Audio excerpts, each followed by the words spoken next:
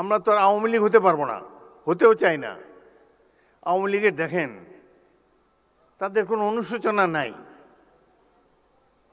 এত অন্যায়, অবিচার, খুন, গুম, মানি লন্ডারিং, হত্যা, নির্যাতন, আয়নাঘর, এতে তারা কোনো লজ্জাবোধ করে না তো। আবার বলে যে ডিসেম্বর মাসে আসেন, দেশে এসে পদার্পণ করবেন। আমরা অপেক্ষা করে আছি, আসেন দেশে। দেশে আছেন, দেখা হবে ইনশাল্লাহ রাজপথে। 27 বছর বয়সে মুক্তিযুদ্ধ করেছি, এখন 82 বছর বয়সে আরেকটা করব বাংলাদেশের জন্য।